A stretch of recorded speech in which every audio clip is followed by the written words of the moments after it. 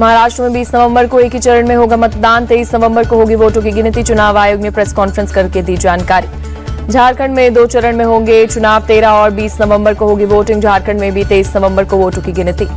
UP की 9 सीटों पर 13 नवंबर को उपचुनाव के लिए वोटिंग होगी। यूपी उपचुनाव के नतीजे भी 23 नवंबर को ही होंगे जारी। यूपी में मीरापुर, कुंदरकी, गाजियाबाद, खैर, करहल समेत 9 सीटों पर 13 नवंबर को वोटिंग। 23 नवंबर को आएंगे नतीजे। अयोध्या के मिल्कीपुर में उपचुनाव रोका गया। हाईकोर्ट में याचिका की वजह से मिल्कीपुर में फिलहाल रोका गया उपचुनाव। पश्चिम बंगाल के बशीरहाट में भी उपचुनाव रोका गया। इलेक्शन पिटीशन की वजह से यहां भी उपचुनाव रोका गया।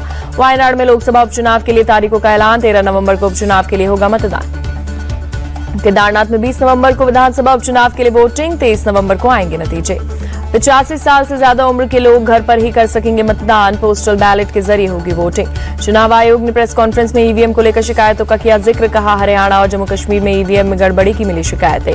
महाराष्ट्र की सभी 288 सीटों पर होंगे विधानसभा चुनाव। बहुमत का आंकड़ा है 145। झारखंड की सभी 81 सीटों के लिए 2 चरणों में होगा चुनाव। बहुमत के लिए 41 सीटें करनी होंगी हासिल। महाराष्ट्र में 1 लाख पोलिंग बूथ पर डाले जाएंगे वोट। राज्य में कुल 9 करोड़ 63 लाख वोट। मुंबई में बढ़ाई गई पोलिंग बूथों की संख्या। झारखंड में 29,562 बूथ पर 2 चरण में होगी वोटिंग। राज्य में कुल 2 करोड़ 60 लाख वोटर्स की संख्या। ईवीएम को लेकर विपक्षी दलों के सवालों पर बोले मुख्य चुनाव आयुक्त राजीव कुमार, 100% फुल प्रूफ है ईवीएम। जनता मतदान में हिस्सा लेकर हर सवालों का जवाब देती है। महाराष्ट्र में सीट शेयरिंग के लिए महायुति का फॉर्मूला तैयार। 150 से 160 सीटों पर चुनाव लड़ेगी बीजेपी। बीजेपी कोर ग्रुप की मीटिंग में 90% सीटों पर कैंडिडेट तय। अजित पवार को मिल सकती है 40 से 45 सीटें। महाराष्ट्र में 110 से 120 सीटों पर चुनाव लड़ना चाहती है कांग्रेस। 3 सर्वे के बाद मांग रही है सीट। शिवसेना यूबीटी नेता संजय राउत तो बोले, उम्मीद है निष्पक्ष चुनाव कराएगी चुनाव आयोग। हरियाणा की तरह महाराष्ट्र में नहीं करेगी। पूरी उम्मीद है महाराष्ट्र की जनता विकास को चुनेगी। एनसीपी के कार्यकारी अध्यक्ष प्रफुल्ल पटेल का बयान। झारखंड नेता राजेश ठाकुर का बयान, 1 महीने पहले चुनाव हो रहे हैं लेकिन हम तैयार हैं। महाराष्ट्र में कांग्रेस चुनाव के लिए पूरी तरह तैयार। बालासाहेब थोराट का बयान। महाराष्ट्र में प्रचंड बहुमत से सरकार बनाएगी एमवीए। कांग्रेस नेता इमरान प्रतापगढ़ी ने जताया भरोसा। झारखंड चुनाव के लिए कांग्रेस ने 3 सीनियर ऑब्जर्वर नियुक्त किए। तारिक अनवर, अधीर रंजन चौधरी और भट्टी विक्रमार्का मल्लू को दी जिम्मेदारी। महाराष्ट्र में अगर निष्पक्ष चुनाव हुए तो बीजेपी का सफाया हो जाएगा। कांग्रेस नेता राशिद अल्वी का बयान। कांग्रेस नेता राशिद अल्वी ने चुनाव आयोग पर उठाए सवाल। कहा, बीजेपी सरकार चुनाव आयोग कुछ भी कर सकती है।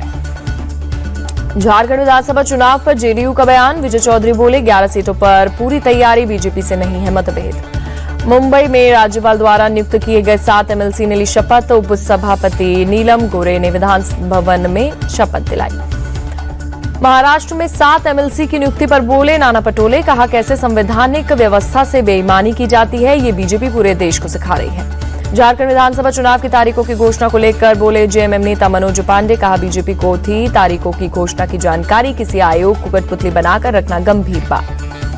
झारखंड में जेएमएम और कांग्रेस पर बीजेपी प्रवक्ता प्रतुल शहदेल का पलटवार। कहा, चुनाव आयोग मियाद पूरी होने के 6 महीने पहले तक करा सकती है चुनाव। महाराष्ट्र झारखंड में विधानसभा चुनाव को लेकर बोले बीजेपी नेता मुख्तार अब्बास नकवी। कहा, बीजेपी वो पार्टी नहीं जो एक परीक्षा पास करने के बाद विदेश घूमने चली जाए। झारखंड विधानसभा चुनाव को लेकर जेएमएम की तैयारी तेज। 81 सीटों पर चुनाव लड़ेंगे सीएम हेमंत सोरेन और सहायक दल। कल हरियाणा बीजेपी विधायक दल की बैठक। अमित शाह विधायकों से करेंगे बातचीत। चंडीगढ़ स्थित हरियाणा निवास पहुंचे हरियाणा के कार्यवाहक मुख्यमंत्री नायब सिंह सैनी। कल होगी बीजेपी विधायक दल की बैठक। 17 अक्टूबर को होगा शपथ ग्रहण समारोह। जम्मू कश्मीर में 16 अक्टूबर को उमर अब्दुल्ला लेंगे मुख्यमंत्री पद की शपथ। सुबह 11:30 बजे होगा शपथ ग्रहण समारोह। उमर अब्दुल्ला को राजभवन की तरफ से इन्विटेशन लेटर सौंपा गया। श्रीनगर के शेर कश्मीर इंटरनेशनल कॉन्फ्रेंस सेंटर में होगा नई सरकार का शपथ ग्रहण। लखनऊ में सीएम योगी से मिला रामगोपाल मिश्रा का परिवार। सीएम आवास पर हुई मुलाकात। यूपी सरकार ने रामगोपाल मिश्रा के परिवार को 10 लाख की आर्थिक मदद की। महसी बीजेपी विधायक सुरेश्वर सिंह ने दी जानकारी। बहराइच में गोली लगने से हुई थी रामगोपाल मिश्रा की मौत के बाद बहराइच में भड़की थी हिंसा। शोक संतप्त परिवार में से मुलाकात के बाद सीएम योगी ने किया ट्वीट। लिखा, घटना के दोषियों को किसी भी कीमत पर बख्शा नहीं जाएगा। बहराइच पुलिस ने हिंसा प्रभावित इलाकों का किया दौरा। शांति कायम करने की कोशिश। अब तक 30 से ज्यादा उपद्रवी हिरासत में। बहराइच हिंसा को लेकर रामगोपाल के परिवार ने पुलिस पर लगाया आरोप। कहा, पुलिस की लापरवाही के चलते हुई हिंसा। पुलिस की सुरक्षा मिलती तो ऐसा नहीं होता। मृतक रामगोपाल के परिवार ने आरोपियों पर की बुलडोजर कार्रवाई की मांग। कहा, आरोपियों को फांसी की सजा मिलनी चाहिए। उत्तर प्रदेश के बहराइच में कल हुई हिंसा के बाद भारी संख्या में पुलिस बल तैनात, हिंसाग्रस्त इलाकों में अर्धसैनिक बलों की भी तैनाती। कल हुई हिंसा के बाद अब तक 30 से ज्यादा दंगाई हिरासत में, जहां तहां दिख रही हैं जली गाड़ियां और जले घर मकान। उत्तर प्रदेश के उप मुख्यमंत्री ब्रजेश पाठक ने बहराइच में हालात नियंत्रण में बताया, कहा हम पीड़ित परिवारों के साथ हैं, दंगाइयों के खिलाफ कड़ी कार्रवाई होगी। ब्रजेश पाठक बोले, दंगा फसाद समाजवादी पार्टी के डीएनए में है, हमारी प्रतिबद्धता राज्य में कानून व्यवस्था बनाए रखने में। बहराइच बवाल पर बोली समाजवादी पार्टी के नेता अवधेश प्रसाद, कहा पुलिस की लापरवाही से हुई हिंसा, बवाल के लिए सरकार जिम्मेदार, योगी सरकार का कानून व्यवस्था पर कोई कंट्रोल नहीं। बहराइच की घटना पर बोले मुख्तार अब्बास नकवी, कहा यह घटना दुखद, जो लोग सांप्रदायिक सियासत करने में जुटे हुए हैं वो हितैषी नहीं। बहराइच में बवाल पर एमएलए सुरेश्वर सिंह बोले, बहराइच में अभी हालात सामान्य, दोषियों के खिलाफ होगी कड़ी कार्रवाई। बहराइच की घटना पर बोले आरएलडी नेता मलूक नागर, असामाजिक तत्वों के खिलाफ होगी सख्त कार्रवाई, किसी को भी माहौल खराब नहीं करने दिया जाएगा। यूपी में जंगल राज कायम, सरकार हुई फेल। बहराइच की घटना पर बोले अजय राय। दिल्ली में वक्फ बिल पर जेपीसी की बैठक का बहिष्कार, विपक्षी नेताओं ने बैठक से किया वॉकआउट करने वाले विपक्षी सांसद फिर से बैठक में हुए शामिल। वक्फ बिल पर जेपीसी की बैठक से पहले किया था वॉकआउट। बाबा सिद्दीकी मर्डर मामले में एक और शख्स गिरफ्तार, पुणे के बाजू इलाके से हुई गिरफ्तारी। इस इलाके के स्क्रैप दुकान पर काम करते थे धर्मराज और शिव कुमार। बाबा सिद्दीकी मर्डर मामले पर पुलिस ने घटनास्थल के पास से एक काला बैग किया बरामद। आरोपियों से हुई पूछताछ के बाद बैग बरामद, बैग से एक गन भी बरामद। बाबा सिद्दीकी मर्डर मामले पर मुख्य आरोपी गुरमेल सिंह की गिरफ्तारी का वीडियो आया सामने। गोलीबारी के बाद मुंबई पुलिस ने सबसे पहले किया था गिरफ्तार। एक बार फिर चर्चा में पटना में डिप्टी सीएम सम्राट चौधरी का बंगला, बंगले से जुड़े वास्तु दोष को मिटाने के लिए बंगले के पीछे के गेट को कराया गया बंद। बंगले में रहने वाले डिप्टी सीएम पूरा नहीं कर पाते थे अपना कार्यकाल, पीछे के गेट को बंद करने के बाद सियासी आरोप प्रत्यारोप का दौर शुरू। कनाडा में भारत के पूर्व उच्चायुक्त केपी फेबियन ने ट्रूडो को खालिस्तानियों के साथ बताया, कहा जब तक कनाडा में सरकार नहीं बदलती तब तक हालात ऐसे ही रहने वाले। पीएम मोदी ने भारत मंडपम में वर्ल्ड टेलीकम्युनिकेशन स्टैंडर्डाइजेशन असेंबली 2024 का किया उद्घाटन। बोले टेलीकॉम और संबंधित टेक्नोलॉजी के मामले में अग्रणी देशों में से एक है भारत। पीएम मोदी बोले भारत में मोबाइल का यूज करने वालों को संख्या 120 करोड़ तक पहुंची। भारत में दुनिया का 40% से अधिक डिजिटल लेन देन। 2014 से पहले देश में थे केवल 2 मोबाइल प्लांट। पीएम मोदी बोले देश में आज 200 से अधिक मोबाइल फोन प्लांट। मोबाइल निर्यातक देश के रूप में जाना जाने लगा है भारत। पीएम मोदी ने भारत मंडपम में WTSA 2024 में प्रदर्शनी का किया निरीक्षण। केंद्रीय मंत्री ज्योतिरादित्य सिंधिया भी रहे मौजूद। 5G को लेकर संचार मंत्री ज्योतिरादित्य सिंधिया का बड़ा बयान। बोले 5G से 2040 तक अर्थव्यवस्था में $450 बिलियन का योगदान। दिल्ली में भारत मंडपम में आयोजित दूरसंचार कार्यक्रम में बोले सिंधिया, केवल 22 महीनों में 5G टेक्नोलॉजी देश के 98% जिलों और 80% आबादी तक पहुंची।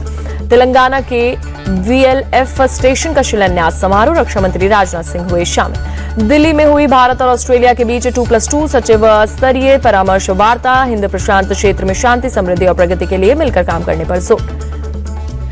श्रीलंकाई नौसेना ने 51 भारतीय मछुआरों को किया रिहा। चेन्नई एयरपोर्ट पर सरकार ने मछुआरों का किया स्वागत। दिल्ली में विकसित भारत के लिए प्रौद्योगिकी में प्रगति पर IFQM संगोष्ठी। IT मंत्री अश्विनी वैष्णव हुए शामिल।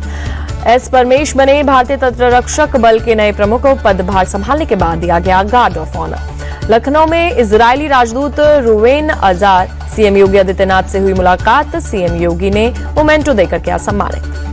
देहरादून में सीएम धामी ने दिए अपॉइंटमेंट लेटर। विभिन्न विभागों के लिए चयनित अधिकारियों को दिए गए अपॉइंटमेंट लेटर। गुजरात में विकास सप्ताह का आज आखिरी दिन। सीएम भूपेंद्र पटेल ने गांधीनगर में किया विभिन्न विकास कार्यों का उद्घाटन और शिलान्यास। अहमदाबाद में सीएम भूपेंद्र पटेल ने पत्रकारों के लिए स्वास्थ्य जांच शिविर का किया उद्घाटन। गुजरात रेड क्रॉस और सूचना एवं प्रसारण विभाग का फिट इंडिया फिट मीडिया अभियान। पणजी में निचले इलाकों के लिए वैक्यूम सीवरेज नेटवर्क का उद्घाटन। गोवा के मुख्यमंत्री प्रमोद सावंत ने किया उद्घाटन। प्रदूषण को लेकर चिंतित दिल्ली सरकार, मुख्यमंत्री आतिशी ने अधिकारियों संघ की हाई लेवल मीटिंग। चेन्नई में आज भी भारी बारिश। कल से हो रही बारिश की वजह से शहर के कई इलाकों में हालात बिगड़े। चेन्नई के अरुम्बकम इलाके में भारी बारिश से सड़कों पर जलमग्न, लोगों के घर और दुकानों में घुसा पानी, थमी गाड़ियों की रफ्तार। चेन्नई के कोयम्बदू इलाके में भारी बारिश के चलते जलभराव, सड़क पर पानी भरने से धीमी हुई वाहनों की रफ्तार। चेन्नई में कल से जारी बारिश की वजह से हालात बिगड़े। शहर के अलंदूर कथिपारा ब्रिज पर भी पानी भरा।